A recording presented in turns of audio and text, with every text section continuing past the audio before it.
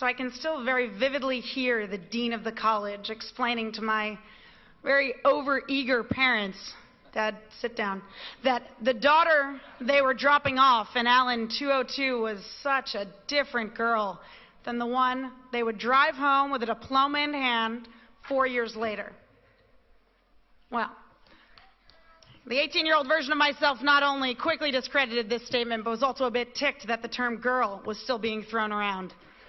I mean, I listened to Joni Mitchell, I owned a couple bras, took my coffee black, and I'd just been accepted into the prestigious institution of my choice. All of that sounded like woman to me, and none of it seemed to need changing. The words and the parents were very quickly dismissed, and I comfortably sat back in my 10 by 15 room for two, decorated with the fresh taste of independence on these lips. Very safe to say the dean was spot on. And I can't exactly remember the moment when I felt that switch, or I no longer was the same as the pre-Middlebury version of me.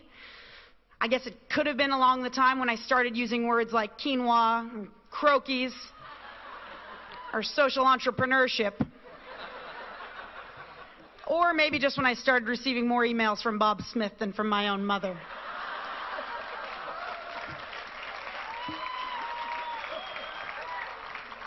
Either way, it happened, and this transformative campus proved to be one of the greatest places to grow up.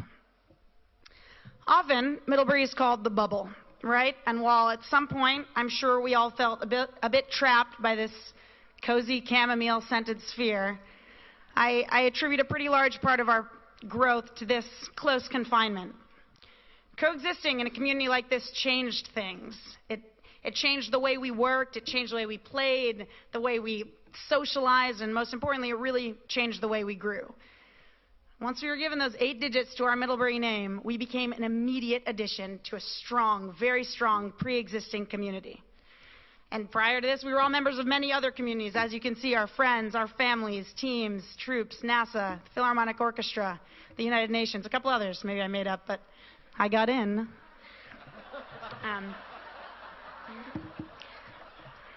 However, the meaning of community changed pretty drastically when we got here, and we looked around and realized that all of these elements were combined and tied together with this somewhat 350-acre all-inclusive resort, right? Replete with a perimeter of rolling mountains, one of which we own, a few townhouses, some juicers, a taxi service, some curious sculptures, a beach, books, billiards, strangely beautiful people, namely on my crush list, and a whole bunch of avocados, which we are one Taco Tuesday and a few pant sizes away from finishing. At once, being a part of the Middlebury community meant so much more than being one of the lucky chosen 625. It meant contributing to the betterment of the whole. It meant figuring out what our place would be in enhancing this already thriving community, which was pretty hard. I met 4 other Alyssas just in orientation. We all had the same hunter boots and identical haircuts. But that's okay. That was a vital push, a very necessary impetus to dig a little deeper. Because living in a bubble forced us to stop looking to the outside for the answers. We didn't get a city or another community to run to and to escape to when we felt uncomfortable. We were forced to look to the inside and ask the hard questions. Figure out who we were. Figure out right now who we wanted to be. Also figure out what would make us happy. We were compelled to dig and determine how we, as a whole, looking to our friends, looking inside, looking right what we had here in this bubble, how we could make ourselves better, rather than looking to the exterior for something better. I am so thankful that this bubble and Middlebury didn't let us run and escape and turn to the next success or beauty that might fulfill us. But rather, we just looked around. We looked inside, we looked to each other, and we found the unbelievable successes and undeniable beauty that was already there and just brought it to the surface. Middlebury kept us for just long enough that we couldn't evade its power and its prowess to push us to figure out why we, each and every one of us, were selected to be part of the class of 2012, because there are not many spots, which meant we didn't get a free pass. We owed it to each other. We owed it to the Middlebury community, even more than to ourselves, to prove our worth, which we did.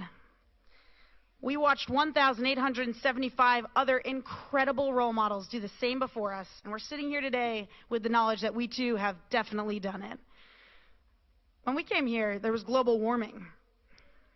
We built a better house.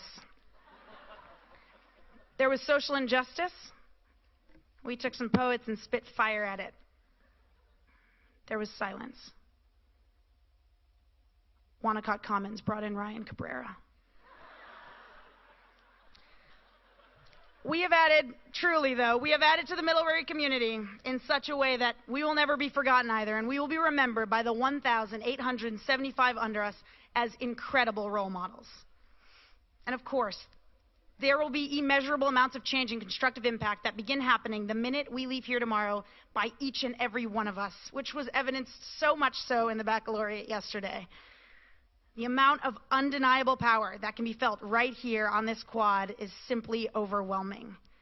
We are surrounded by not only some of the most passionate and brilliant peers, but also the very individuals who created them.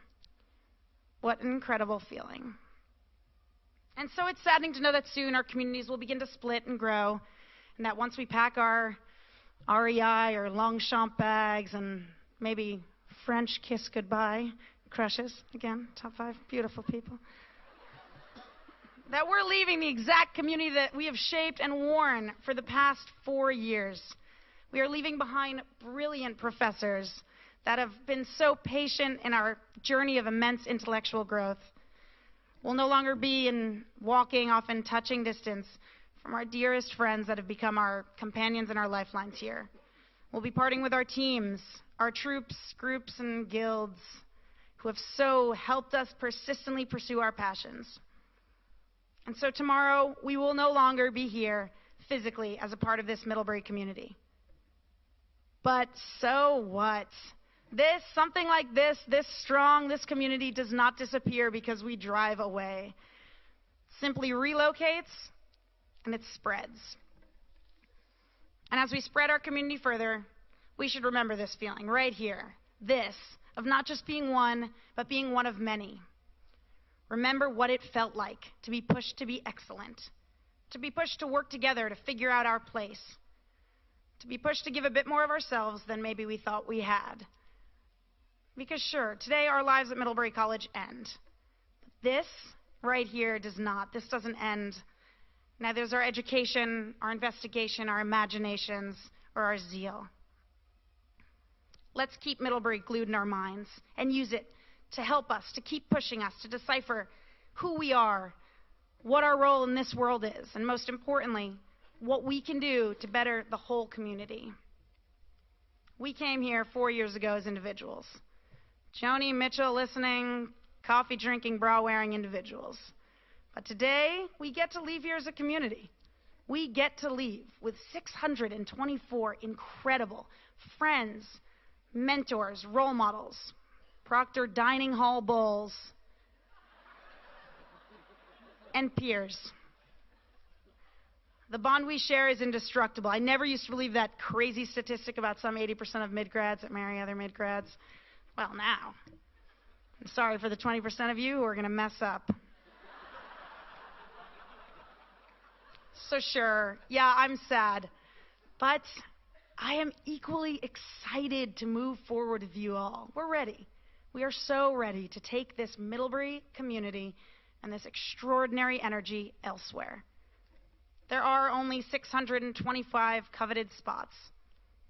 We were lucky enough to grab one of them. Now it's time to share.